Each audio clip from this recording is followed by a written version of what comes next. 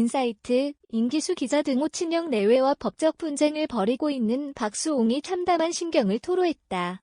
친형의 편에 선 부모님의 진술을 들은 박수홍은 정말 고아가 된 것 같다라고 말해 주위를 안타깝게 한다. 지난 14일 문화일보는 재판 중인 박수홍이 인터뷰를 통해 참담한 심경을 전했다고 보도했다. 서울서부지법 형사합의 11부 부장판사 배성중 심리로 지난 13일 열린 8차 공판의 증인으로 참석한 박수홍의 부모가 횡령 의혹을 받고 있는 장남을 여전히 두둔하는 동시에 박수홍을 탓하는 발언으로 일관한 것에 대한 반응이다.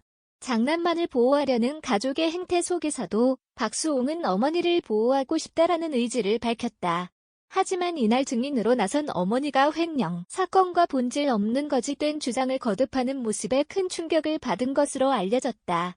게다가 어머니와 아버지의 주장은 박수홍 내외를 향한 허위 주장을 일삼다 기소돼 재판을 받던 도중 검찰구형을 앞두고 지난 12일 극단적 선택을 한 유튜버의 거짓 주장과 일치한다.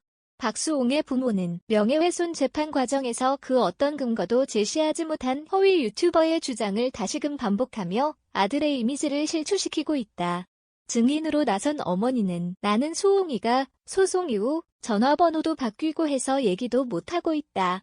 이사까지 가버려서 만나지도 못하고 있다고 주장했다. 하지만 박수홍은 이번 논란이 불거진 시기인 2021년에 사용하던 전화번호를 지금도 해지하지 않고 보유 중이다.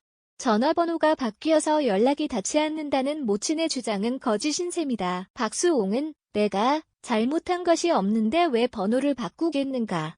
사건 발생 직후 문자로 제발 한 번만 제 말을 믿어달라 호소했는데 받아주지 않으셔서 언젠가는 진실을 알아주시겠다 생각하고 기다리고 있었다고 말했다. 하지만 이후 부모의 연락은 없었다. 박수홍은 경찰과 검찰의 수사, 그리고 재판 결과를 보면 부모의 마음도 달라질 것이라 믿고 있었던 것으로 전해진다. 그러나 검찰이 혐의가 있다고 보고 장남을 구속 기소하고 재판 과정에서 친형 내외가 회사명의 계좌에서 변호사 선임료를 송금하고 법인카드를 일부 개인적 사용한 것을 인정했지만 박수홍의 부모는 사람들은 큰아들이 가식으로 산다고 걔가 사기꾼이라고 하는데 그렇지 않다면서 이건 박수홍이 큰아들 잡는 짓이다. 수홍이가 김다혜에게 가스라이팅을 당하고 있다고 거듭 주장했다. 이런 상황에 대해 박수홍은 참담하다는 토로 외에 부모를 향한 그 어떤 원망의 말도 하지 않아 더욱 안타까움을 산다.